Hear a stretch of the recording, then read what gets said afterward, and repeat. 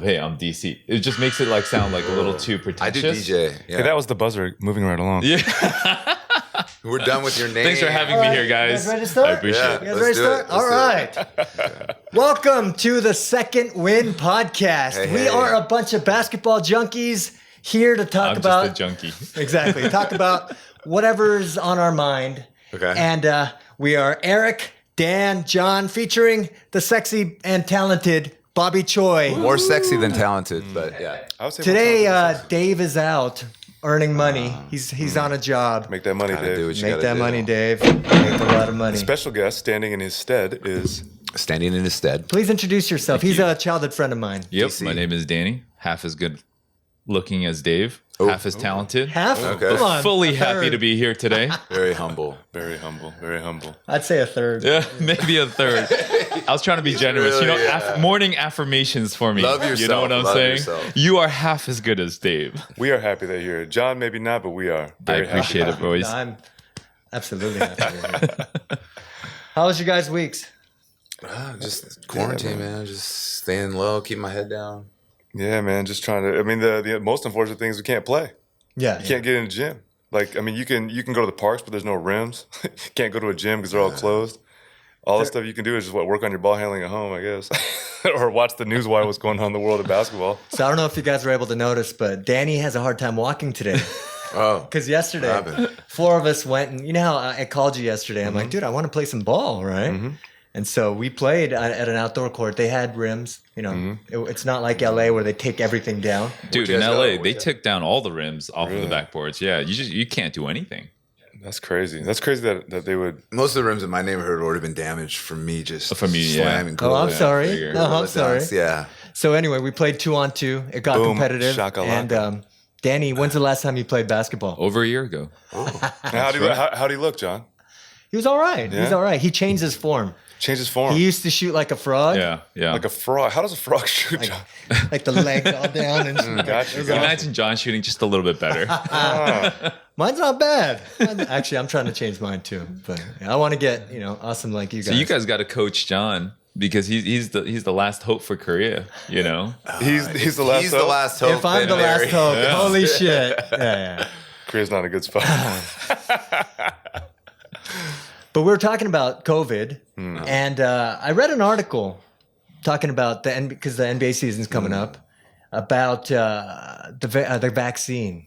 Okay. And how they might require not yet, but last year they had during the playoffs they had the bubble, right? But this season, there's different sanctions that they might put out if a player gets people infected and stuff like that, and then schedules have to change. But they're talking about what do you call it? mandating. Perhaps even mandating Well, I mean, vaccine. I mean, what I saw on the news is like training camp's open now, right? Yeah. So all the players reporting, and there's been positive tests all over the board. Mm-hmm. So Exactly. So they're having trouble. It's like, how are they going to start anything? The bubble was a unique situation that cost millions and millions of dollars to have this like isolated situation. But they can't do that for a full season. Would you take a vaccine if you're a player and they say if you want to play this season you got to take the vaccine, because a lot of people are leery about it because they rushed it to make it so fast. What was it? Average development What is is 10 it, to 15 years. Yeah, 10 years. And they got it in warp speed time. We Yeah. should be It good. should be fine. Okay, let's go around. Would you take the vaccine? I would not. I wouldn't. Okay, no, let's frame it differently. What if your career Yeah, depended exactly. on it? That's the question. Like for you to be able to play and maintain your contract, right? Your contractual obligations, you have to take it. Would you guys take it? It would depend on your financial situation. If I'm a rookie, I'm taking it. But if I'm a vet, I'm probably going to chill. Well, I also Vet think making how much? I also think they can't do that. Like that, right. Like all these people have already signed their contracts before, because this is something that's in the works, right? So Steph Curry's going to be fine because he already signed it before this. Say there is a vaccine clause that they put in. Steph Curry could just sit out and he'll still get paid because he signed, But look at the NFL. There's a lot of NFL players. I mean, a handful that opted out of playing. Many of them were on the New England Patriots, right? Yeah. I mean, a lot So of they guys, opted out. A lot of guys didn't want to go to the bubble for similar reasons. Yeah. Just for If I'm a bench player, I might roll the dice and just be like, okay, I'm young. I'll probably be fine. The vaccine, So first, let's ask the question: Are you gonna? You're not going to get it. if it came out right now for me personally, no. What about you, Danny? I definitely wouldn't. What about you, Dan? No. Bobby, you going to get the vaccine? What if to perform at a venue, Yeah. they said only those that get vaccinated can So perform. that's the second question. Yeah. I would wait it out. Nobody wants You- that you- damn vaccine. You like your chances It's of like- survival? It's like when a new iPhone comes out. I'm always like, if it's like a brand new kind, I'm always let him get the quirks out. Yeah, you got the 6 when the 10 came out. That's what. Yeah. Eric was saying that too about the new Genesis. Like anytime they roll out a new car or something, they're gonna have bugs, and they did. They had a lot of problems. So I'll wait for the Genesis. Yeah, like that. You hear about that new self-driving update that they're going to do on Tesla, and they're all going off cliffs. They're all driving off yeah. cliffs. Population I'm going to control. fucking wait on that one. And then man. call it a glitch. Also, Yeah. I never upgrade to the new iOS. Yeah. Oh, I always do that. But I do. But I always think, fuck. While I'm doing it, I'm like, next time I'm not going to do it. But Yeah. I also end up You know doing what's it. interesting though, They right? badger you, though. It's so annoying. They say that there's very critical security updates that you need in the new update. Yeah. So now you start weighing the odds. Do I want to get hacked potentially? Right? My wife got hacked. Really? An email came and they said, we have all your passwords. And they listed the passwords and they were correct. Well, she didn't upgrade. And so she said, they said, send me some money and then Yeah. blah, blah, blah. Wow. Dude, I got an email. Okay, speaking of that, I woke up one morning, I was still groggy, and the subject line was an actual password that I used to use on one of my emails. I since then I've changed it, but when you're groggy, you don't remember, right? And it's like, I know that this is your password for Facebook. And I have been able to get in, and I've been watching you, and you have some peculiar tendencies. I want to know right? his search history. I'm very curious. Actually, about my your search history isn't crazy, but Yo, anyway, I don't know. But it said send me an X amount of Bitcoin to this address and whatever within 24 hours, or we have your list of all your friends and family, and I have some videos of you, and I'm gonna send them to all your whatever. They And- obviously chose the wrong target. But for that moment, So how much did you send him? So yeah. So I had to change all my altcoins, and anyway. So then I looked at my phone, and it was like first thing in the morning, and my heart rate just went, because I was like, oh fuck. Was it about the money? Were you worried about? No, or? because it was about sending like certain things. Because I was like, wait. But what was weird was peculiar tendencies. I'm like, or you have some weird quirks. I don't. I'm just a normal. Even when I do, even if I jerk off, it's just normal It's just jerking normal. off. It's But not- my dad used to always put a thing over the webcam, and we thought he was Dad. No one cares. Ever since then, I put a thing Yeah. over my. Well, they have but those- anyway, so then I'm sorry. I googled, and then whatever. It was one of my old passwords. You know, it got compromised at one point. So yeah, that's what it was. Sorry. Yeah, what were you gonna say? No, I was just. He's like, I wish you would He have just sent me wanted the to interrupt you. He Bitcoin. just wanted to interrupt you. I got that same email in my spam Yeah. folder. For some reason, I checked the spam folder and it said something like, and it had my old email from college. Ooh. Or like my, and the right password back then. Big Booty Slammer 69 at Yahoo. Yeah. 20 years. So it's just like, wow, okay, I just let it. Mine was pretty recent, so it just. You know what I wonder? It'd be interesting to see statistics since COVID and all these out of work programmers and coders. Yeah. How these cyber attacks? I wonder. I would assume that they're on the rise because people aren't making money. They're at home. They have nothing to do. It's like you send out many emails. You're going to get some money. Well, especially with the numbers prices of cryptocurrency, Yeah. literally doubling within the COVID time. No. So sports. This is the time. This is why we need a buzzer. Thanks, Bobby. There you go. All right. So anyway, back to that. So one of the questions I wanted to ask was, were you guys ever forced to do something, right, while you guys were playing, where you didn't want to, but you had to for your job? Well, we played in Yeah, Korea. yeah. Yeah, So what played do in we- Korea. I mean, It's like basically every day. every single practicing day. 3 times a day, or I mean, tell me about some of that. everything. We changed our position. We had to play you name it from top to bottom. Coming here, we couldn't. Well, Living in a it's facility not where you can't Yeah, live. we had to live in a place we couldn't leave. We had to go home. I mean, I would leave. I'd get fined to go home and So how much is a typical fine? I mean, they fined me a month's salary for staying home to take care of my dad and stuff. A month's salary? Yeah, and that time my salary was pretty good. That's a lot of money. I man. mean, it's like you talk. I mean, everyone has to make certain sacrifice, right? Yeah. So we understood that. We made the sacrifice to play here, but I mean, coming here was definitely a shock. The way athletes are, the way the life of an athlete is here in Korea was shocking. It's gotten a lot better. It's gotten a lot better. But there was a lot of just, practicing when you're definitely injured and Yeah. you go to the hospital and they say you have stress fractures and Okay, so you tell the coach, hey, Yeah. You got all this- and what does the coach say? he's like, hey, you got to do it for the team. So, and then you're out there running and you're out there the whole time you're thinking, ow, ow, ow, as you're running. And you're like, why am I doing this? They'll tell you, like, what, you think you're the only one that's hurt? Oh, Yeah. You special? I mean, that's still going on in the professional. It's very league now. Bobby Knight out Yeah. here.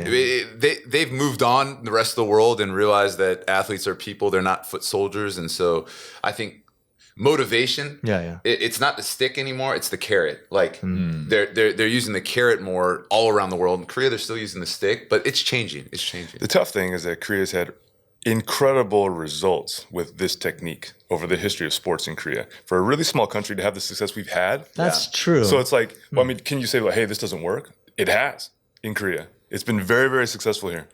But like understanding that what we know now, if we use a different technique, could we be more successful with the kind of athletes that we have? Now, this is what I do agree on certain sports, but I think with basketball, right? Is Korea a basketball powerhouse? We dominated Asia for a long, not now, but we dominated Asia for a long time. The women took the silver in the 80. Yeah, women 84 Olympics. 84, they went to silver. But I also think sports has evolved. So like think about back when everyone was doing cocaine and not practicing and just smoking cigarettes. Yeah. If you just had a good diet, you had a high competitive advantage, right? So nowadays, sports is so professional. You have so many experts, so many psychologists in. Back in the day when Korea was winning, they would just practice harder than everybody else. And you could win by being in better condition than other people. But now everybody is in good shape. So I think it's like this. If you look at the state of Korean basketball compared to Asia, or let's say Asia, because the world is pretty big. I don't think Korean basketball's gotten worse. It just hasn't gotten better. Yeah, I think that our level is about the same. When we got to a level where we were really good and we were dominating Asia, then we got that level and we haven't gotten better. But every other nation, Asia so has. it's a strategy that worked in the past. Yeah. That Korea hasn't kind of what do you call it? Gone. No, they haven't changed with the times. Right. Because I mean, the old ideology was like more practice equals better results, and we bought into that wholeheartedly in Korea. But every sport. There's definitely, like with every strategy, you're always going to hit your limit. And then you got to find a new strategy to kind of bust through that evolve, limit. right. Because they talk about LeBron's little chamber that he sleeps in. You guys have read about that, right? I mean, that's the part he's of a guy the that's recovery using part. every strategy from the original strategy of just being bigger and stronger and faster to, everything that LeBron does. It's very interesting to see how he's trying to break through his walls, whether it's aging, whether it's whatever. But on that note, all those technological things that LeBron is using, we have all that in Korea. We've been in those chambers. We've done the VO2 max. Everything that he's using, we've used. We just don't rest. Yeah. So like all the things that LeBron's taking, whether it's vitamins, like the doctors, all that, we have all that. We have access to all that information and technology, and those machines are here. But you can't substitute. There's Like nothing physically not. if you practice for 15 hours a day, like you still need to rest. Well, they took an American doctor out to Korea and they said it was the same across all sports. The injuries we have in Korea are different than around the world. Right. All of our injuries are overuse injuries, like stress fractures, like just your joints. Whereas American, or other places, you're going to have an injury like where you're playing and you twist your ankle and stuff. Koreans, our problem is just our hips go out early. We overtrain. So why don't they do something about that? Why don't they just practice less? I mean, It's hard to change. like things are changing, but like the old ideology is that basically like if a company is like sponsoring, like say like a big company like LG or Samsung, the amount of hours that their regular workers work, they think that like an athlete should work the same amount of hours. But like the way athletes are and what we do and what we need to do is different than someone who works in the office. So like there's some gap there that it's obviously getting better. I mean they don't practice as much as they did when we played, but they still like don't understand how important rest is for recovery.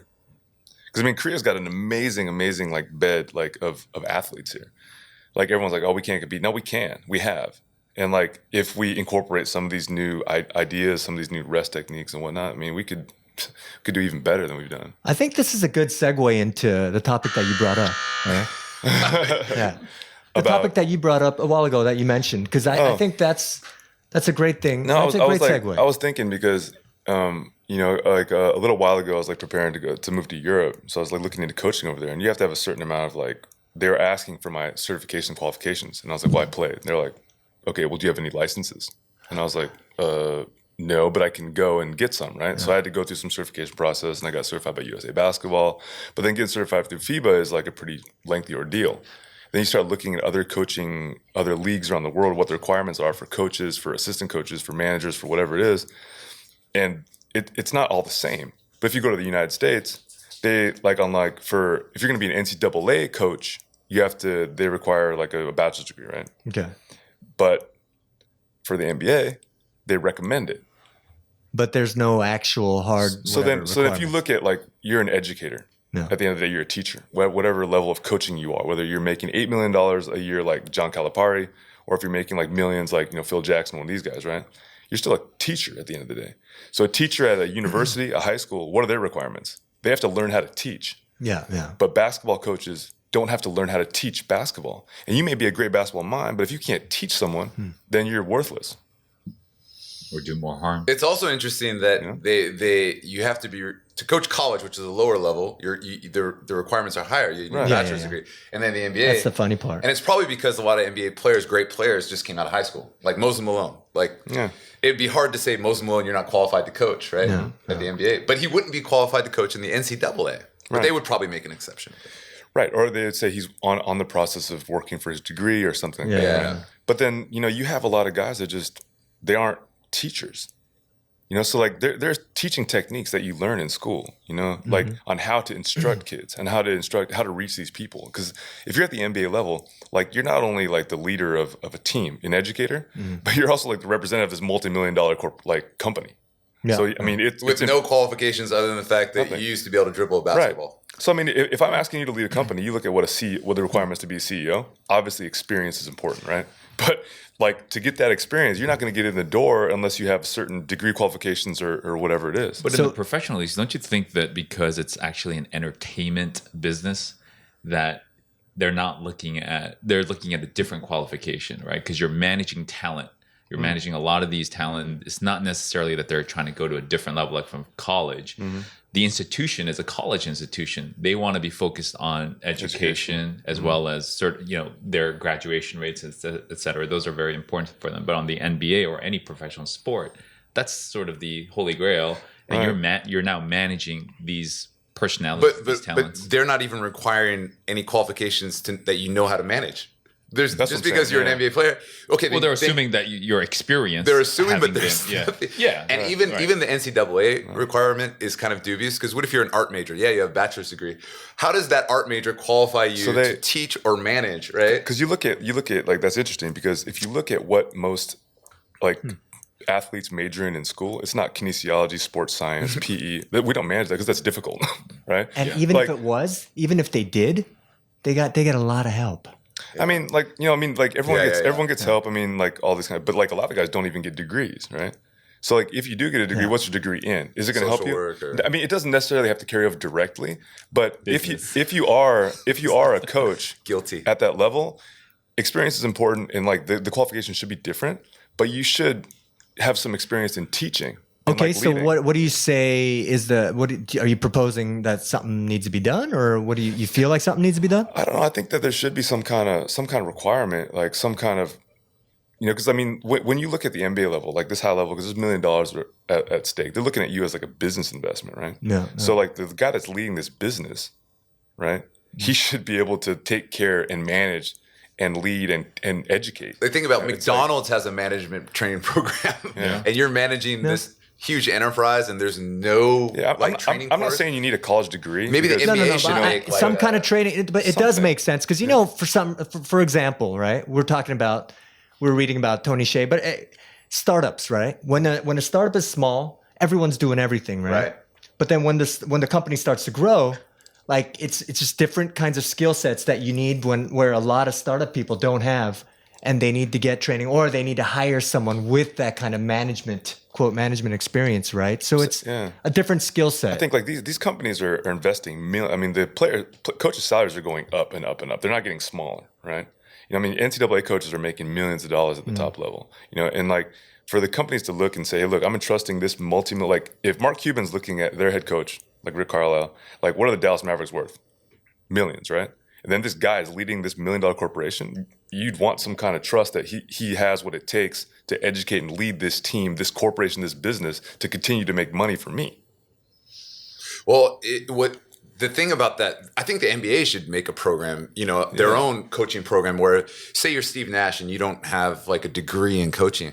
I think there should be like, it doesn't have to be a 4-year, it could be like a 9-month. Google has started offering their own. Yeah, Did we talk about this? Sure. Where they'll honor their Google like 6-month course the same as a 4-year degree. Yeah. And so I don't think it has to be a certain time limit. Right. Because you just need to learn the specific skills for your job. You don't need to do your basic requirements, all that kind of crap, if you know what job you're doing. If you're going to be an NBA coach, you could probably condense all the whatever psychology, the learning, the teaching, that kind of stuff into a shorter course. Okay, so like no doubt, if you've been in the NBA for a long time and you've been a professional basketball player, you're probably like qualified to coach a team, right? But there's a lot of guys that aren't, and there's a lot of guys that like just don't know how to get that information out. Like they've been a player, like a part of a team, but then how do you lead a team? That's why typically they'll go for point guards. So for your right? So from your experience as basketball players, right? What are the different aspects, right? I mean, don't make the curriculum up, right? But like, tell me the different aspects that they should kind of the different aspects that a coach should kind of be aware of. See, me and my brother were kind of talking about this like the other day, where like back in the day, it was more like just get in the gym, get reps up. Like what the coaches taught us when we were younger was get in the gym and work hard, right? Okay. Now it's like you almost need to, and I think that's why Phil Jackson was pretty revolutionary, because he was working on helping people work together. And like also work on themselves. Right. Like how he learned that, whether he learned it in school or grew up in the country, whatever it was. That's an interesting thing, because it's more like the mental aspect now. Can people relate and be like, this guy's got a problem. Our team has a problem. Can I identify and figure out this problem? And it's not always just getting in the gym and practicing more. So what are those aspects anyway? Because the coach, like Steve Nash or whatever, you need the X's and O's, right? I think that's obvious. That's the obvious one. But that's the one that everybody has. Yeah, that's the one everyone has. Or you can get an assistant. Or experience will get you. But what are the other intangibles then that will make a coach better? What do you think? I mean, I think. Well, I think there's a big element of nepotism though that you can't really remove from the equation, right? So even as you guys, as players, right, you guys are looking for a coach or a new teammate, right? You guys are within the network that you guys already have built in, and you don't really care about their qualifications. Like, what do you do with that team? What do you do with those guys? And so you're looking at the guys that you can bring in. I mean, the same thing with the NBA, right? If you look at the vast majority of players are black, and yet the vast majority of coaches are white. Yeah. Right. And so, and vast majority of owners are white. And so I don't want to go down this rabbit hole of some, racist classification. But just when you look at every institution, whether it's corporate, whether it's schools, whether it's, teams, nepotism is an element that is really hard to remove. And so even when you talk about like FIBA or the European associations, it doesn't mean that if they like someone that their certification is going to disqualify them. I'm sure they're going to figure out a way to get to fast track their certification, right? But it is a benchmark. Sure. You need like the basic bare minimum qualifications. Like the SATs for players to get into NCAA, like, right? This is the benchmark. I think it's like, I don't know what it would be, but it's like, there's like that old like saying in coaching, it's like those that can't like teach. Yeah. Right? So like typically guys that like, because you look at a lot of former players like weren't really good coaches. Why? Maybe if they would have had one course on teaching, maybe it would have made them a better coach. Like Magic Johnson, great player, terrible coach. Yeah. I think Michael Jordan would probably be a terrible coach. He'd probably be a better coach. But then look at why was Larry Bird such a great coach? And he's a legend. But there hasn't been a lot of legendary, like elite players that were good coaches. No, but I'm curious. So what makes... Because you guys have been under different coaches, right? Not the one that slapped you, but... I think it's like this, though. Like my personal thing is like, I think Larry Bird was a great coach because he taught himself how to play basketball. And I think Magic Johnson, some of these other guys, they just had this innate gift that like they can't explain the feeling of like, they can't explain what they had. But Larry Bird understood it because he was in the gym and like he taught himself all these skills. When a player does this, I will do this. And so because he taught himself, he could teach other people. What's your basis for saying that Larry Bird taught himself, though? Because he didn't have a lot of physical gifts. I don't think he was. You have to be very analytical. You have to be more analytical if you can jump and put your balls on the rim, you just, in this situation, I will jump. And in this situation, I will jump. And if I ever get stuck, I will jump. And I will get myself out of trouble. So was Magic super athletic? Magic was 6'9" and a point guard, so he was He's revolutionary. He's coordinated. He's super coordinated. But the fact that he could at that time he could see over everybody, so it made passing. I don't think it's a black. I think what you're trying to say is because he's white or is he black? No. And like Because I think it's like this. Like there's a lot of players that like aren't athletic. Yeah. That taught themselves white or black that are just really good basketball players that like understand something about the game and they can teach. You know, like. And I think if you look at some of these guys that were extremely gifted, like legendary players that just went on field, I don't think that they know how they got it. They just had it, and they can't teach it. So, like, I think that's why, like, some guys like Eric Spoelstra, right? He was a good college player, but I'm sure he had to, like, teach himself all these things, and then all the hours of, like, learning all this other stuff made him a great coach. And then being in the film room, they say he used to cut up for many years, right? He was just in the film room. It's the same thing with basketball. Me and my brother were talking about this the other day. Some of the best basketball trainers in the world, the best basketball trainer in the world isn't Kobe Bryant. It's like some guy that you've never heard of that like is in the gym just all day long, just studying and watching and breaking down footwork, breaking it down. So like if you understand like how to break all this stuff down, I think that you can teach. Okay, but in a way, I still consider that a part of the X and O's. That's not the X and O's of the plays, but it's an X and O's of, let's say, just everything, the whole system, right? So what other aspect is necessary? Because we're talking about that, right? I think it's like that ability to break things down and see, like not just like I had coaches that would come in the game to like I had a coach one time, great passer, great point guard. He come in and he just like get irritated in practice. He's like, how come you guys don't see this? Just come in here and just throw the pass like this. Okay, like so. How do you teach someone to just throw the pass like that? That's like someone teaching English, and it's like, dude, I just know it. I just feel it. It's right. It's a lot of English teachers because they themselves aren't good at grammar. You have to have the ability, I think, to look at a situation and then not like say it's just one thing. Be like, hey, maybe 10 things made this one situation happen. Can I identify these? So guys, what I think the whole thing is there's still a lot of mystery shrouding the mental aspect of the game and the coaching aspect of the game. Yeah. And everyone's just like, well, this guy did it this way and this guy did it this way. This is like, we're talking about coaching and mental aspects like they were talking about the jump shot in the 70s. Some people were shooting like this, some people were shooting like this. And now they've systematized it and got it down to, this is what a jump shot looks like. It looks like Steph Curry's jump shot. Do that. And they have broken it down into steps and everything. Totally, yeah. So the mental aspect of the game, back in the day, everyone was like Bobby Knight. Phil Jackson, he was the first to understand a little bit about psychology. And now then Popovich took it to another level. They're slowly systematizing how to be a good coach to where it's not going to be any doubt. It's not like, oh, Calipari does it this way and Pitino does it this way. They all have similarities and they're going to systematize it and put it into, a program. Mental toughness. People are like, oh, just get reps. Oh, this guy, he just got it. Be tough. They're going to systematize the psychology of what makes it's happening. Just like big data changed the way we thought about strategy. No. It's like, oh, this guy, he goes with bigs, but I don't really agree with that. No, there is proven data now where you can say a 3-point gives you more points per shot than a 2-pointer. If you're a 40% shooter. Like I guarantee you, if you look at the CEOs around the world or like professors around the world, anyone that's in whatever industry, if these guys all got together, I'm sure a lot of their habits, their preparation, their mental awareness, I'm sure these are very similar. And if you look at the coaching ranks, I don't know if that's true yet. It's still kind of willy-nilly around the board. And that's the thing. I think like there should be a base where everyone understands this. What you do with that information is up to you. For me as an artist, I like 10 years ago, I started reading a lot of business books. Mm-hmm. But whenever I read, like, let's say, for example, Good to Great by Jim Collins, right? Mm-hmm. They're comparing great businesses with good businesses, right? But I always looked at it as what will make, I just applied it to an individual. And I think that could be applied to basketball players. Of course. To the coaches, right? There's one of my favorite things is the glass versus the mirror, okay? Mm-hmm. So there's two things where people, the CEOs of, different traits of successful CEOs versus good CEOs. This one was my favorite because glass and mirror is this. The good company CEOs, when good things happened, it was mirror.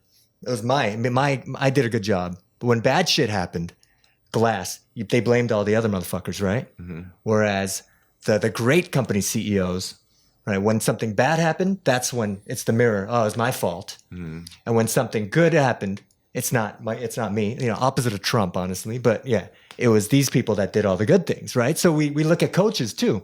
We see good coaches, like, I don't know. I see good coaches, good whatever. It's just when something good happens, it's not that they did something good. It's just, sharing the credit and giving it to other people. To be like to your point, it's like to be a head coach and to be an assistant coach, I think you need different things. Like guys on the assistant coaching staff, they can be the guys that are looking through the glass, like, man, this guy did everything wrong. You need guys that can see that. And then the head coach has to be able to take all that information and then help the team with that information. Oh, Johnny's got a bad jump shot. Johnny can't pass, or Timmy can't do this, whatever it is. Yeah. Take all that information and filter it out. Because like the head coach can't do all that kind of stuff. His job is leading the team. So like to kind of like maybe like go like the CEO is not down there like making sure the secretary is doing her job and everything. It's like a division of labor, right? So like whatever that looks like at a coaching staff, they probably need to, like you're saying, like systematically like have this system out there to figure out what these guys need to do. What's your job description?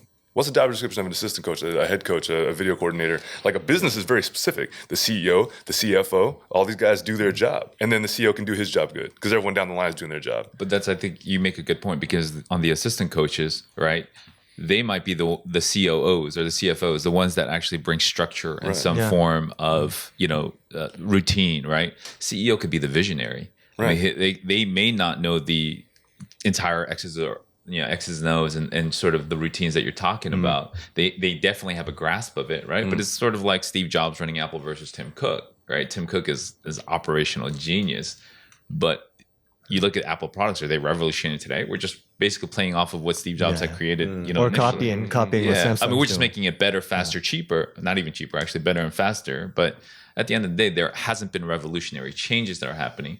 And I think Phil Jackson was an example of maybe revolutionary coaching, right? But he had Tex Winners, right? And who was the X's and O's guy that really brought... I think to just kind of marry both of these points. So like with the mirror and stuff, it's about security, and like insecure guys, they're going to point fingers with like the whole mirror and thing.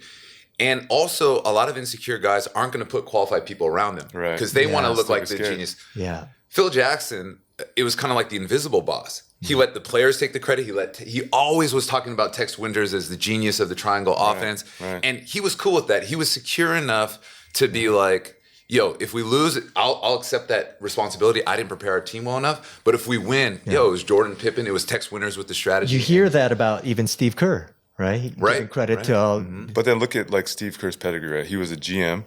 Like, he was a GM, so he saw the organizational aspect, right? Played for Phil Jackson. Played for Pop. Popovich. And then also played on, like, in his, like, when he talks about his, like, journey, he's like, I also played for the Blazers, who were one of the most dysfunctional teams at that time. So he's like, I saw the bad and the good. The whole deal, right? You know what I think Steve Nash is doing a good... I like that he hired D'Antoni as his assistant. I really like that. That's pretty big of D'Antoni to agree to be an assistant from being... Like, that is... And I just love that because it's like, it's not about me. And so when you... Also with the Bulls... Why they eventually ended up going into the tank was because of somebody that couldn't do that. It was Jerry Krause, who wanted credit. I like that. Who wanted credit and for all the stuff. And he didn't like that everyone was making more money than him and all that. In The Last Dance, there was a quote that I loved. They said Jerry Krause wanted more, deserved more credit than he got, but wanted more credit than he deserved. Right. Right? And I think that's one of those things. I think that any successful business, because the NBA like really is a business, So like, how do you run a successful business? And then I don't think a lot of people look at that. They're like, oh, the commissioner, he's running a business. But at every level down there, like the business is like maybe get a little bit smaller, and then there's the big business, the NBA. But to be successful, I don't think there's any secret, right? It's not like, God, how do we be successful in business? I mean, there's millions of books and information in the internet. Like, it might not be a secret, but it's counter to what we want as people. We want to. We all have this intrinsic ego that wants to take credit. Like if you look at America, like there's somebody that wants to be, I'm the greatest, and then if anything bad happens, we want to blame everybody, right? Because we don't want to be, the cause of something bad. So that's just, it's not a secret, but people don't want to do it, Yeah. No, I think now like you're seeing more guys taking that Phil Jackson model and then taking it up a notch. I think Steve Kerr's done an amazing job with that, where he's just like, you see he's letting players run timeouts. Yeah. And other coaches are like, what are you doing? Oh, it's disrespectful. Like the world is changing. And I think if you're not innovating and thinking about what's next, you're going to get passed up. Things are just moving too fast now. You can't think about like things how they thought about in the 80s or 90s. Like when we grew up, we're like, man, just going to get in the gym, work hard, man, be tough. Oh, you think you're better than me? I'll beat you down. Like that mentality doesn't work anymore. So what's going on now? And I think if you don't have a good handle on what's going on currently, it's really difficult to be successful. Are there current, like, let's say Korean coaches in Korean pro, are there any coaches that are kind of more innovative and kind of stepping up a little There's the difficult thing. I wouldn't say innovative. Yeah. I would say. I mean, they're bringing in a lot of Compromising. information. but they probably innovated for this atmosphere. Yeah, I think like people like they're trying a lot of new things in Korea. Yeah. But the thing is, if those things don't have success, They then go back to the then they old get way written quick. off. So I really like. So we play with a girl on our basketball team. She's a 4-time Olympian, right? Lee Jong-hae 선수, right? But I really love that she was talking about how she could have used her name, right? I mean, she's a legend in Korean basketball. For sure. She could have just gone straight to coaching, right? And she's like, but my vessel is only this big. So that's why she went and what's her degree? She's getting a PhD in sports psychology and all sorts of stuff. That's really because cool. she wants to expand her vessel and become a better coach eventually, right? I love that approach because it's that she wants to learn how to relate to people and all these different Differently, things. not Yeah, traditionally. I 'cause, love that. She could, with a name like hers and what She can just go straight into coaching, just like Steve Nash or whatever it is, and then just be that coach. But I Eric love would that. be mad then because she needs to get her certification. If she's not certified, Yeah. gotta have the degree. Got to call the offices. You guys might want to check up on that Hold on, girl. I will blow the whistle on her so fast. And also, like, Nuna. I'm not so big on the degree because I don't really like the system where you need like little certificates for everything. I know a lot of people. I learned Korean when I came to Korea, and there's a lot of people who run around with certifications of I can speak Fluency, Korean, yeah. can't actually speak. I just think there needs to be a way to certify that you know how to do the job that you're doing. Whether it's just a test, if there's a way to test, Wow. you know what I mean? If you're qualified, a way to know that you're qualified. Like 4-year degrees I think are I have a 4-year degree, but I don't think it's necessary. I think masters and going to PhD, I think does it really take that long to learn to do your job? Like 8 years? Like I don't know. Certain jobs, yes. Unless but you're a certain surgeon. jobs, If you're a surgeon, okay, I No, guess. but think about surgeon though. Did you need the 2 years of of general requirements, Exactly. right? I mean, I think about if I had a kid. There's right? got to be a way He's to like, streamline it. I want to work on Porsches. All right. Well, be the damn best Porsche mechanic you Yeah. can be, but start from an early age. I'll encourage you. But before, we didn't really have that kind Well, of. that's the way people are thinking now.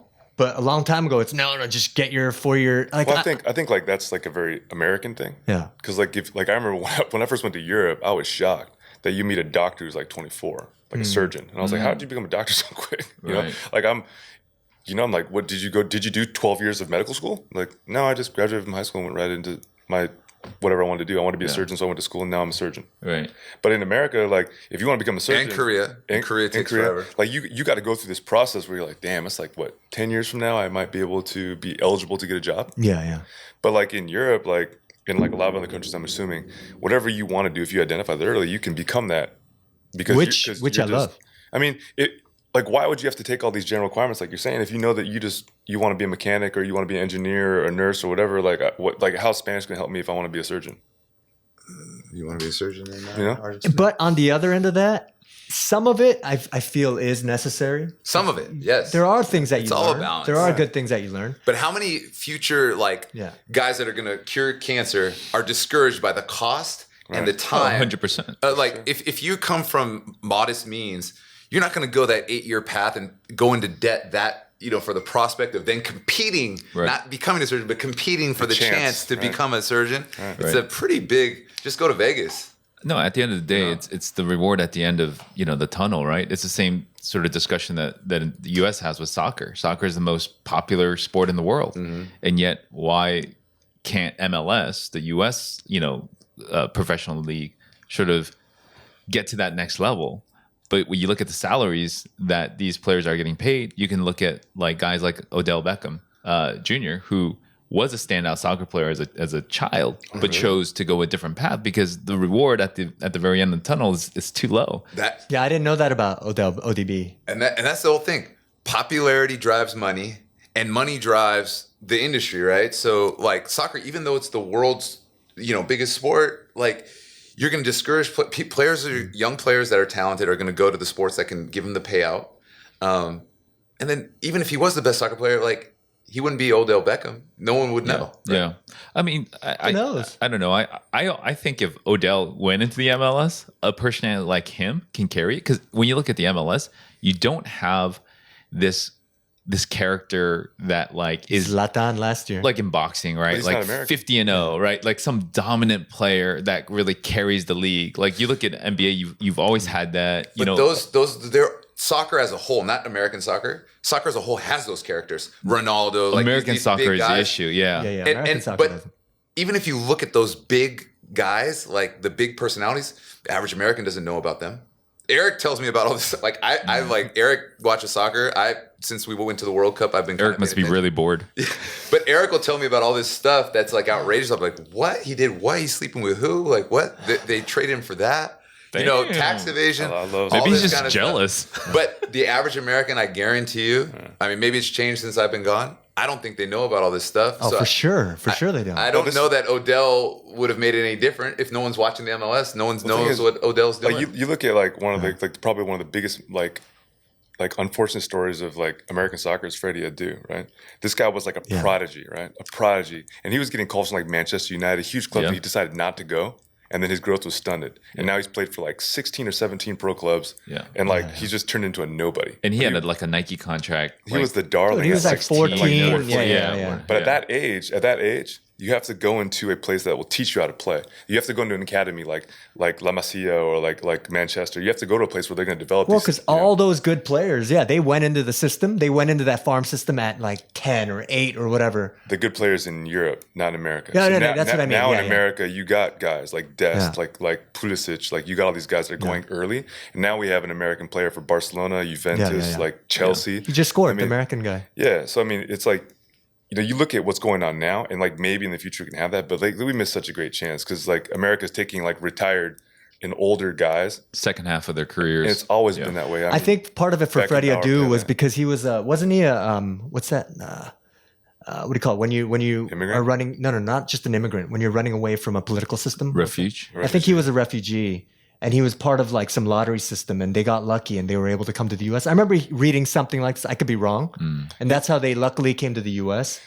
And so maybe had he gone, let's say back to actually, then maybe he would I have don't gotten think a that UK matters because citizenship. like when he came over when he was young, and then he went up to the American system, and all of a sudden became like, you know, he was like identified as this, so he had opportunities to go, and he said no. But I think at the end of the day, I mean, you can't just have one, horse, right? If you want a successful league, you got to put your coins on different horses, right? It's kind of like the UFC.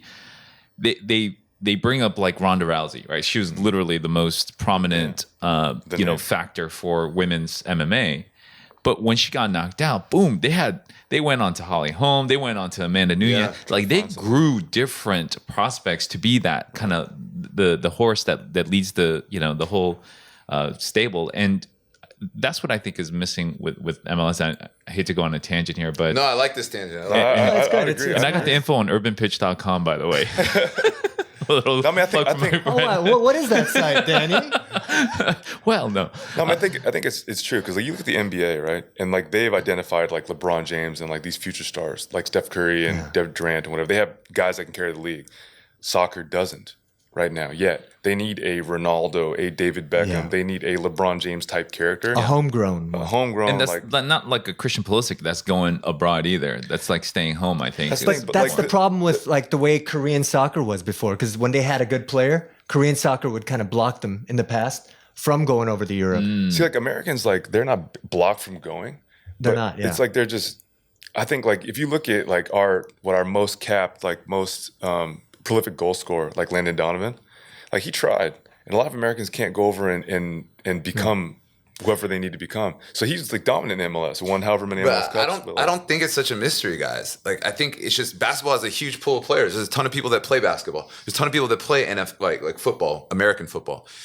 Money drives popularity as popularity drives money. 100%. So there's Chicken in no the egg. popularity. There's no money in 100%. soccer. So kids aren't playing soccer at. But I would say in the in world 20 years, things are going to change. So you're talking about like in 20 years. in the world, there's more money in soccer, Right. But so in the U.S., we're talking about the U.S., the MLS. So What UFC did, they went from nothing to something like X Games. They went from nothing to something. They made it popular. Then the money followed. Then the kids followed, and then now you have this great pool of X Games and UFC fighters.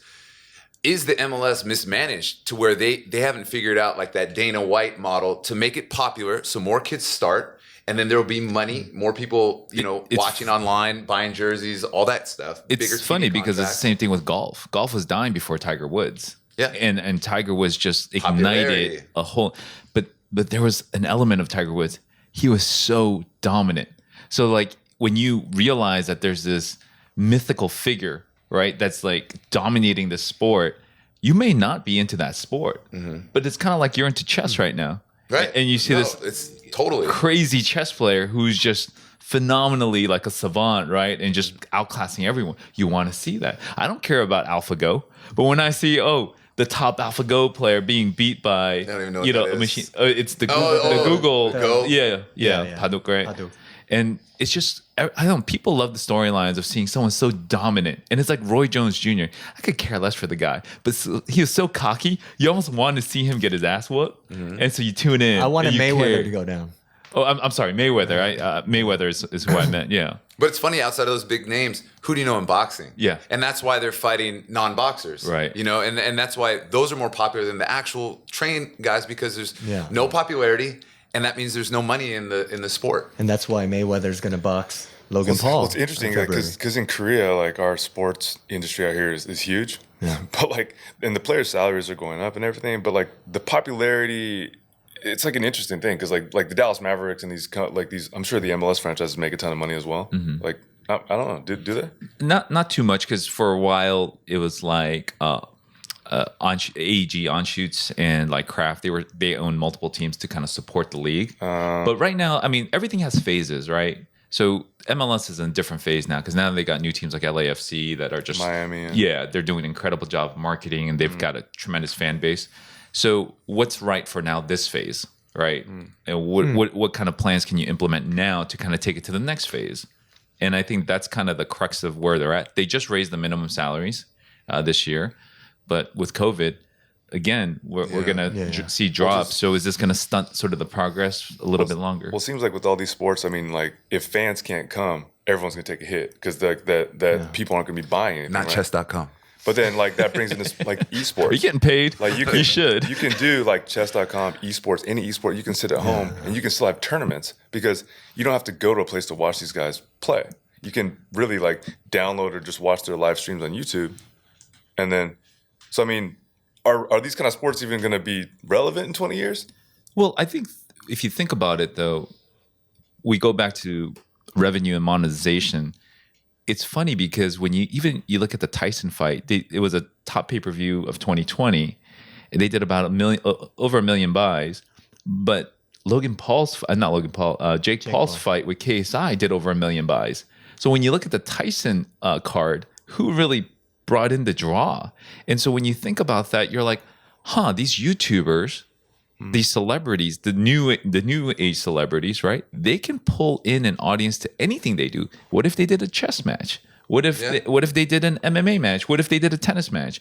And so you start realizing so many different monetization channels that you think about the KSI fight with Jake Paul. YouTube took a 30% revenue cut from the pay-per-view. Now YouTube's a promoter? No, it's just a platform. But now you can use these different platforms to monetize your brand, your name.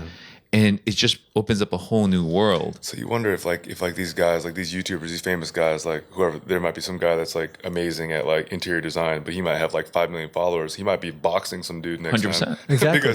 Because, or he might be playing chess against like the chess master of the world. You were just mentioning that there's like this YouTube basketball game that's going to be on. So you wonder if you take this out like 10 years, 20 years. So it's already kind of been like the death of the Hollywood celebrity almost, because now they have to like stack celebrities just to get people to watch a goddamn movie because there's so much good content. They're being more commoditized. Yeah. Right. And now if you look at all these guys that are actual boxers, nobody knows who the fuck they are. And they're not making any money. And then you got like a YouTuber that fought 2 fights and pulling in more money. You got over the hill boxers, just because those are the only boxers that people actually know, pulling in more money than people that are actually training in the gym in their prime. it's definitely the death of the professional boxer, I would say. But what else is it going to kill? So you wonder, like, if the money for boxing is getting that low, is it going to be an Olympic sport for very much longer? I don't know. You know, like, because like a lot of like if these things are popular anymore, like Greco-Roman wrestling and all these other things that have been on the boxing or on the Olympic card for so long. Well, then it's almost like, who gives a fuck about the Olympics?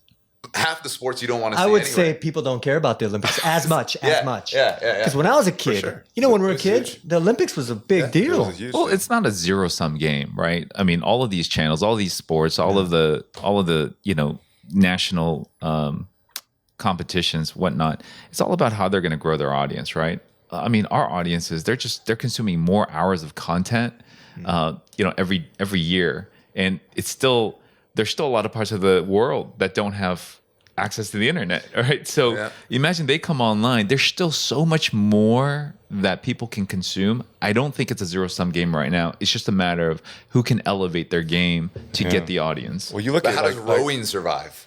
Rowing? There's, Make a Netflix series? There's many formulas, right? No, but you look at it like on your point. It's almost like if you are like an athlete, like a high level athlete, whatever you are, you have to be engaged in all these other platforms to ensure that you have staying power. Because like as soon as you're no longer relevant, then your ability to make money, to gain revenue, is just going to go down. Well, you better get that porn tape out there. Exactly. You better get that domestic violence tape out there. You look at like a lot of the NBA players and whatnot.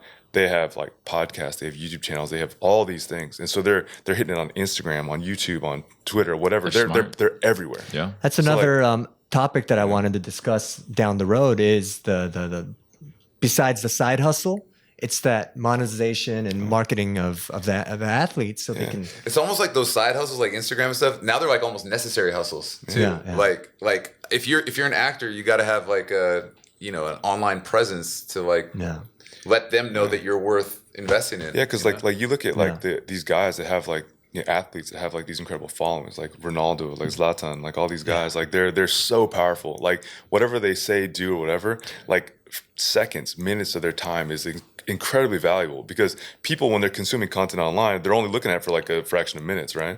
Like on Instagram, you can only post something for a minute on their regular story. If you want to go, you have to go to another link. So there's IGTV, YouTube, blah, blah, blah. All these things down the line, these guys are like using all these platforms and they're just gaining. I think Ronaldo has like 230 million followers or something like that. on Instagram. Well, just think about what BTS did with the Black Lives Matter movement. Like they started, I think Trump did something, and then they just started like Their fans, the army. Yeah, not BTS, but their fans just went whirr, like just control, dominate, like blacked out the internet with like just carpet bombing. That's crazy. So I mean, it's power. Yeah, big time. It's scary, but because at the end of the day, it could be used for good, but we're starting to censor a lot of that content too. Mm-hmm. So it's almost you got to play within the rules. I mean, a lot of these guys too, like because YouTube is taking such a big cut because it's becoming so powerful. People looking for different platforms, right? To like the guys that are doing that one-on-one thing, they're not doing on YouTube. Well, and straight up, a lot of the big social like YouTube and Facebook, they don't give a fuck as long as there's like they don't care about fake news, they don't care about all this. As long as you're posting on their platform, that's all they care about. Okay. This is rabbit hole. We should call this rabbit hole. Where's the rabbit hole? Welcome to the Rabbit Hole Podcast. Where's the buzzer? All right, Bobby. Glory hole podcast. Woo, glory hole or wormhole. Anyway, all right, let's do a different topic. We still have that card from last week. There's life, random, deep, experiences, and if you could ... Go deep, Chun. Let's have our guest pick. Yeah, let's go, Danny. What do you want to pick? Life, random, deep, experiences, if you could. Let's go deep. Ooh, I knew this go deep. Take us As deep. That's his search history. As he takes his- John, I've noticed you have some Deep thoughts. peculiar. All right, let's go. Random pick.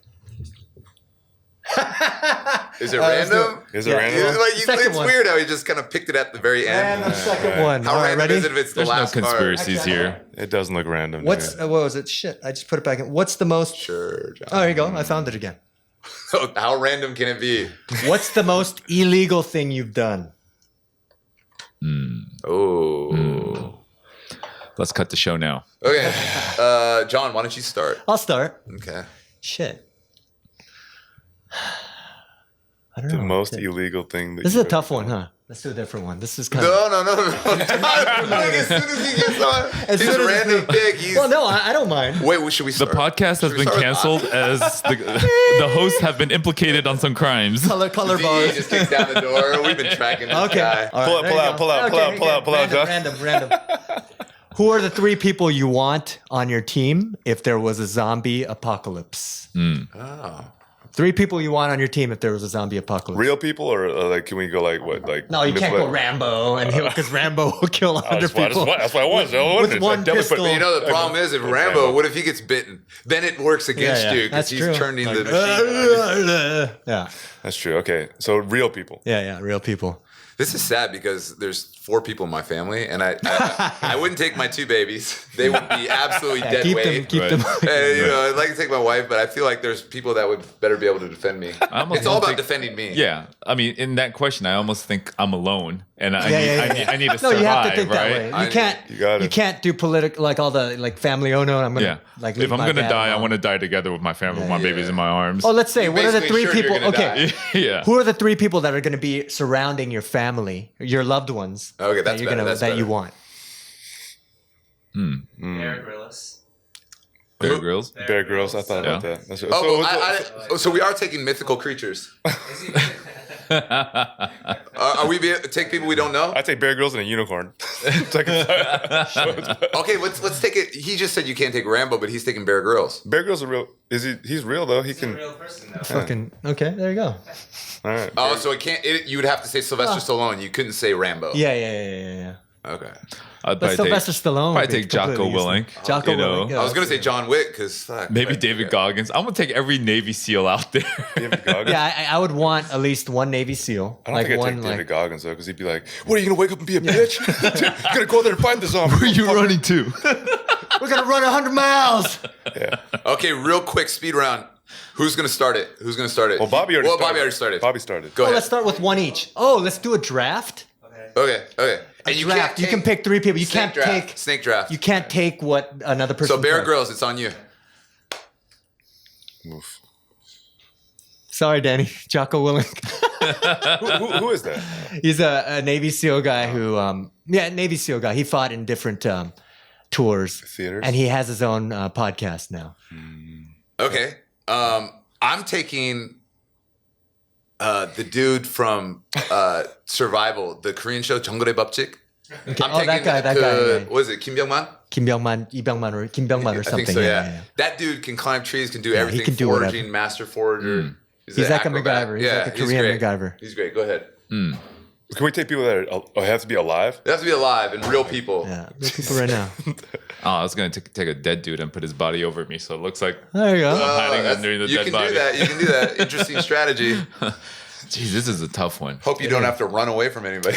All right, let's. Carrying that See, dead body. why is everyone only thinking of like tough dudes? I'm gonna go with a hot chick, so that maybe she can distract him while I run. You're taking Distract the zombie. You're taking a slut bag. I'm gonna take a hot athletic It's chick. dual purpose too. Yeah, You know. there you go. That's it. So hot athletic yeah, chick, hot no. athletic But you chick. gotta say Anonymous hey, hot hey, athlete. Just Who you pick taking? one. Pick Gabrielle one. Reese. Who you taking? Oh, dude. Annika Kournikova.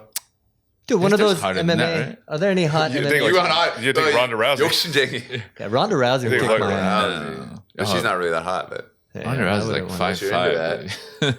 Well, you're not thinking about like having kids. So you well, just take- hurry up. Yeah, Goddamn it. I know. I'm trying to think. Who's a tough you guys help me? Who's a hot athlete? high athlete right now. Anna Kournikova? I don't know, but I don't think she's. Anna Just, Kournikova? who were you looking at Brazzers All right, let's go. yesterday? Yeah. Just take her. All right, let's go with she's Sharapova. Sharapova, okay. Okay, Good. Sharapova. She's tall. She can swing a racket. Yeah, she can swing and she's tall. Beat the shit out of them zombies. Fuck, I don't know, man. This is like you can take real people. I don't know the fucking. I guess whoever the leader is of the what is it, the SEAL school? What's the SEAL school called? Sears. No, The SEAL like training, whatever. Barts or something like that. Like whatever their SEAL school, whatever Oh, yeah. whoever the leader Yeah, of their yeah. SEAL school is. All right, now back to you, Take but it. we're gonna change it to snake it. fictional characters too. Let's go. Fictional Fictional characters too. This is getting too hard. I'd probably take Jesus Christ. Oh, that's great. Well, you got it. we said fictional. Fictional. There you go. Oh! like, Eh, No, that's fine. That's fine. No, fictionals also. So. okay, then I'll take Zeus. Oh fuck. So their religion is not good. Our religion. Okay. I'll take Superman. I just need to fly away. Get out of there as fast as possible. Oh, so we're doing superheroes. I thought Oh, we were okay, doing- I understand that. Can I go back? Superheroes. I'm taking Thor then. You think Thor? Okay, I'm taking Iron Man because you can stay away. He's like a drone. Fuck, Iron Man was a good one because he's like a fucking super You can scientist torch too. him, and Man, you're not gonna. It's tough. Yeah, that was good. I made a mistake. He's great on for that. Corona too. Fuck it. Whatever. Shoot him Made a from a mistake. distance. Spider-Man will just fucking web up and run away from these stupid zombies. Let's go. God damn it. I picked Thor. My bad. I'd probably take Joe Rogan. He's got a lot of information. But we said superhero. You said Joe Rogan? No, but it's fine. No, but you can. Bobby do wants You can clicks. do both. So Fight. That guy can hunt. He's funny. Great Sort conversation. of. He can hunt elk. He can, Yeah. he can He's a bow hunter too, talk a good conversation. he'll bring his drugs with him. And he's He'll funny. be entertained. He's funny. and he's super smart about everything because of his podcast. Yeah. Yeah. That's true. You need entertainment. Yeah, Back to you. Back the other way. Another one. and Joe Rogan's super fit. I'd probably take like a really good problem solver like Bill Gates or I don't know, like a See, this is Dead weight and I like that. Fight, Wow. yeah. So he took a fighter, Well, we're talking an about entertainer, and a an thinker. apocalypse, and a or thinker. that I was imagining like the Yeah. zombies like right in front of us, and This we is gotta more like react. on a deserted island or something, right? But I like that. I like the his way picks. your mind I like his works. solid picks. Those are very good picks. What's your last pick? Man, my last pick is You regret Spider-Man, don't you? I do regret Spider-Man. That little punk ass. Better than Aquaman though. We'll take him to the water. But zombies don't go But in the zombies water. don't go in the water, so Aquaman that's might a- actually been a good It's actually a pick. good one. Yeah. Yeah. My third pick is Water zombies. no. I think I'll go along the lines of I like some story. I'll take Aaron Sorkin. Okay. We can talk story and we can just think of like a bunch of shit to write while we're off in an island. I think I'm killing all of you because I got my problem solvers, Tony Stark's, and also my defense because that can just mow down zombies. I don't think you really do anything. Iron Man was. And my first pick, actually, I don't even need him now that I got Tony Stark's, but I didn't know that we were going to be able to take that. My last one is really, we're going fictional. I'm going Gandalf because with that staff, did you see when he fucking pounded the ground and all the orcs just disintegrated? I mean, if you got magic, why do I even need Tony Stark's There you now? go. So Gandalf. probably wise dude. Probably. I mean, this could become a real situation with the vaccines going around now, right? Gandalf? We might have some zombies walking around What in if the the next couple of vaccine's years. worse than the freaking? That's why gun sales or registered gun users went up. Yeah. That's just in America. And in America, yeah. So I've always been a critic of the gun law, but what if Korea with no guns, we're fucked because everyone turns into a zombie with the vaccine, and we Yeah. have no way to defend ourselves. Koreans are good with bats. You watch the. You're too close. the That gangster blood gets movies. on in your mouth. That you splatter a zombie. And we got Yeah. masks and like helmets and everything. Oh, you got them. And plus wearing gloves. All right, third person. So dangerous. Third pick. Oh, third pick. Yeah. Third pick Damn in it. the. I wasn't even thinking because I thought we were done with this. Good luck All with right. Sharapova. Yeah, seriously. Good luck with Sharapova. I don't know how you're surviving. Yeah, hey, Your last we just pick- need a lot of tennis balls. That's all we Your need. last pick is very important. All right, the last pick. All right, so we've got Superman, we got Sharapova to complete the The trifecta. funny thing is, Superman has to get close to people to do. I guess No, he's got the heat vision. But I think Superman's that's a all You're getting- around. most of the time, you're getting close enough to get infected. But he could also circle the universe and go back in time. Oh, the thing is, like for Superman to do his duties, he needs to have like a companion, All right, and just- that's what Sharapova You're is taking doing Lois for Lane? him. No, Sharapova is the new Lois Lane. All right, last one. Last person, I would think maybe.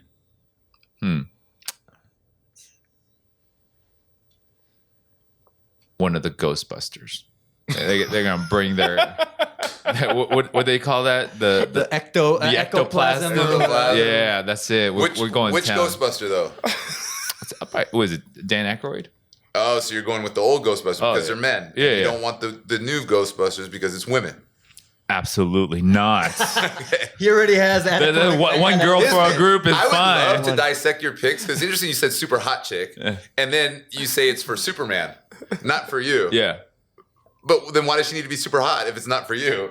Oh, because you got to keep the motivation. You got to keep the team Oh, it's all for motivated. Superman. It's all about It's all the for team, you're a right? team player. Yeah. Okay, got it. There we That's go. interesting. Eric, last pick. Let's go. My last pick, I'm going to take Voltron. Voltron. But that's five. I don't know if you can do that. as a unit. Once right? they're together. Right. And then when I need more, now I can separate them out into more people. We can allow it, but it's basically 5 lions that turn into one Tony Stark. Unless you get the 15 cars or something. Didn't they have like a 15 car That's version? what I'm saying. See, I'll take Voltron, right? Because he's this huge, massive thing. Shit got out of hand. And they're from outer space. They're kind of magic. There you go. Because it's kind of like my substitute to Iron Man. I think Bobby might have won. Yeah, I like Bobby's. Bobby might have won the Bobby draft. won that one. Of course. Real. Yeah, I probably lost, or me or Danny probably You lost. definitely lost. Spider-Man. Yeah, come on, y'all want Superman on your team. Come on. But I can say Spider-Man can like put a web, like a hammock, somewhere high where the zombies can't reach, and we can just chill up there. Assuming the zombies can't reach that high. I feel like he'd be irritating though, because you're just going, I don't know what we should do. He's like kind of like a little kid. Like, The younger Spider-Man, you but kinda like be the Tobey Maguire Spider-Man. We're not going to is, waste any more time of you defending your bad picks. Yes, definitely. All right. Are we gonna? Oh yeah. The cool thing, whatever it is. Let's go. Let's do that real quick, and then let's get out. Are of we here. starting with Bobby? Yeah, sure. I like this one. Let's let Bobby think while. Start with Eric. Let's start with Cool Eric. thing? The cool thing of the day. Cool thing of the day. Something you've been hooked on. Something I'm hooked on? Honestly, I've been really hooked on my tumbler. I think like just like taking this tumbler Show around. us your like, tumbler. I got this cool tumbler from my wife. See link below. So it's from kind of cool Starbucks. because it's like, I don't have to waste any like to-go cups or whatever. Unfortunately now, like with COVID, I can't like get it refilled at Starbucks, but you get a discount, if you go there and stuff. Is it a and big discount? It's not that big, but I mean, I think 50 cents or something, which something like adds that. up. I mean, but it's You're like saving a lot of 50 cups cents and worth a waste. lot of money. so they still give you the discount even though you can't use your tumbler now. But I really like it because it keeps everything hot, and I feel a little bit better about doing something small to not waste 1 cup a day. Look at you. Awesome. Not that it makes a big dent in. But if you lose your tumbler, that's like 100,000 cups. Yeah, that's true. true. Go ahead. So yeah, And he but- can protect himself during the zombie apocalypse with that hard. No, I got Voltron to do that. There you I go. don't need my tumbler to do that. Sharapova's not really doing that. Go ahead. All right, let's go, Danny. All right, so you guys know I've been in Korea now for about a month, and I'm still dealing with time zone issues. Not so much because I can't adjust, but because I'm still working LA hours. So I get up about 3 a.m, and one of the things that I've been trying to do and be very focused on doing is a morning routine. And I recently read this book called Miracle Mornings, and one of them talks about this acronym called SAVERS. 5 different things, or 6 different things. Part of it is really just taking a moment in the morning to really do breath exercises, and then there is an element though that's called affirmation. So SAVERS, I can't remember on like right now on the moment what it all stands for, but it's the affirmations part is something I'd never done before, and people talk about doing affirmations. It sounds foo-foo-y. Right? Like You're good enough. yeah, you're good enough. You're darn smart enough. Yeah, right. All of those things. But then I started just writing down more specific affirmations, as in like if I'm going to do the podcast today, right? The affirmation could be, you're going to be a great guest, and you're going to have great contributions to the podcast, right? And you start kind of. I'm not so sure that it always comes to fruition, but at least it gets you jumping in the right direction. Makes you feel better, more positive about it. Yeah, and so that's one thing that I've been trying to do is focus on things that are like, things that others have. We talk about like successful people. These are things that they've done, and just trying it, and not just discounting it as all foo-foo.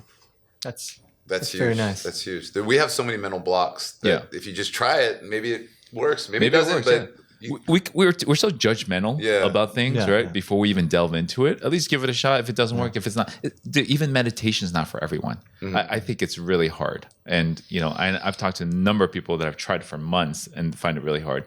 Maybe it's not. Maybe you have a different form of meditation, right? Maybe prayer is a form of meditation, but you're talking and you're not emptying your mind necessarily. I think the meditation thing is it's good to get your mind into that state, but I don't think you necessarily have to go that specific cookie cutter route to get your mind in that state. Sure. I mean, cleaning the house, you can smoke some weed. I don't know, whatever. What's yours? Mine is chess.com. Chess is something that I've been interested, but always sucked at. I've always tried to learn, but never really had a thing. And now with the the Netflix series. Me and my wife watched Queen's Gambit, and just Great series, by the way. it's really I good. need to start watching that. And got on chess.com, and what's great about it is that there's lessons. So instead of just playing and getting your ass whooped every time, just take your time. There's all these 3-minute clips, 5-minute clips, and you can actually learn. Oh shit! I was supposed to be doing this. I was supposed to be looking for this. So where you're at now, in terms of what you've learned, what is the one aha thing that you got that someone that plays that's just like us, just recreational, right? Never really thought about, but it was like an aha thing for you. This is a big tip, but yet not many people know. Just the breakdown of the game, because when you see the pieces and they all move in different ways, your mind can't take it all in. Process just it. the thing is to break down the game into steps, know the spots on the board that you're trying to get to, and then develop your strategy that way. However you get to that spot. But a lot of people don't even know where they're trying to get, and so that's I think true. that's Kind of sounds like basketball, it is. right? It is in a It lot kind of of ways. had a basketballish kind of tilt to it. So I like that, and it's cool. You can play with people online around the world. Chess.com, and it's an app too, right? Yeah, I do the app, yeah, but you yeah, can do it on the PC too. I saw you playing a while ago. Mine, I talked about this kind of a few weeks ago, but it's for me. It's an app called Day Cost, and I've been tracking my spending, my spending for about 3 years. Oh, fuck. You know what? Yeah. Damn it. 3 years I've been doing it, and I've been pretty accurate, and it's helped a lot as far as like where I know what I'm spending my money on. I know what I need to just cut down on. I know What's the biggest spending that you didn't think that? Where's where you're wasting the most money? That you So don't think- so I talked about this like a couple weeks ago. It was the alcohol or time with friends and stuff. Okay. But these days I kind of don't have like a lot You've of trimmed the ridiculous fat I've because of trimmed the a lot app? of the fat. Is it because because of of that? the Yeah. So I don't have that much By fat. trimming the fat, you mean you cut off a whole bunch of friends? Like you don't meet your friends anymore? Like you guys got Hey John, let's go out. I'm kind of busy. man. But the Kinda Pornhub premium membership, double diamond. Essentials in Those are, life. those are essentials. So yeah. You about get you, paid Bob? for that? I switched from Apple Music to Spotify officially. Okay, but why? Why? That's 'Cause it's interesting. Joe I was always Rogan. kind of on the. I was paying for both for just a month or two, and then Apple separates podcasts and music into two different apps.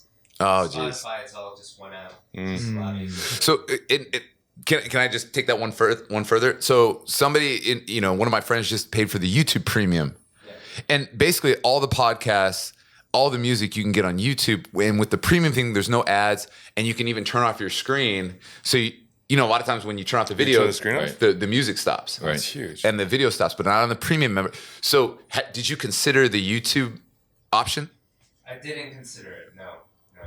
The YouTube option. Yeah, because it drives me nuts Can I about the tell you ads, why? but I won't pay for the fucking. Can I tell you why? Yes. As a musician, Uh-huh. I know that YouTube has the least payout per play, and so I know that money is going to go More money towards the goes artist. Towards the artist if I play it off of Spotify as opposed to YouTube. Okay, so it's more altruistic, a little I bit. don't really think it that far, but that's a good reason. Like it. That's very nice. Speaking, because you're a singer-songwriter yourself, so thinking He wears many hats, John. Bobby, are you still and a active director. on the platforms to sort of spread your music and your videos? Yeah, I just released the album last week. That's On YouTube or on every platform. on every platform? everybody go check it out. Yeah. Yeah. What? It's, Bobby Choy, Big Phony? Big Phony. Big phony. I'll put a thing on Yeah, on don't the play it on on the YouTube. episode. It's not on there yet. It's on everywhere else. Big phony in the Do you house. see more like all of the artists really focused on trying to figure out new ways to monetize and distribute this? Because streaming, it just straight up has. It's not a good way to make money unless you're super famous. But So live is done right now. Yeah. Streaming is just pennies. Like Yeah. how are artists surviving? merchandise, Merch. Patreon. Do you guys know about Patreon? No. It's like so basically you can be a patron. Donation Artists. where? So you pay them monthly, whatever you decide, from $5 to $100 a month, and then they, based on what package you pay for, that you get back from the artist. Like, what would you get back? Like, private concert? Yeah, you could get a private concert. If That's you pay sweet. enough, That's pretty you cool. can do, like, That's really cool. if you pay enough, you get a song written for you, or Has that world surprised you, like in terms of the generosity of like general public? Because I don't do Patreon. oh, you don't do Patreon, But I okay? have done things like Kickstarter Uh-huh. to fund albums. Yeah. And that kind of stuff surprises me. Just the generosity of humankind. I've supported. I've done it. Yeah. So it's Until your app told you to stop wasting money. That's what Stop. Get an Bobby alarm. Joy. things like streaming, like Spotify, Apple Music, like I have more reach and more downloads ever than before, but I'm getting paid very little based on what I was getting paid when I was selling physical albums. Wow. It's a difficult. So then, where's the outlook? Where artists thinking, okay, where do they have to now sort of pivot towards? Depends where they are in life. I live in Korea, so I gotta play by Korea rules to a certain extent. So I gotta try to get on TV. I gotta try to get brand deals, and sponsorships, stuff like that. On top of putting out albums and music videos, movies. Right? Wow. It's a lot of stuff. See, that's the interesting thing, because right now there's so many different ways to monetize that you'd think that that's great, but it's also creating so much noise for you to get discovered. Yeah. And so everyone's competing for your eyes and ears. Absolutely. And so it's so hard because you want to try to be on as many as possible so that you meet your fans where they are, but there's so much noise everywhere. And I think there's value in saying, okay, you know what? I can only own YouTube. I can't really own TikTok and all the other platforms. Ah. Good point. Yeah. Well, I think that's a good spot to end for today, right? That's it for today on the second win. With Love Eric, it. Danny, Dan, John, featuring the talented and sexy More and sexy than awesome talented. Bobby Choy. And see you guys next week. We'll have better superheroes next week. Bye-bye. Bye-bye.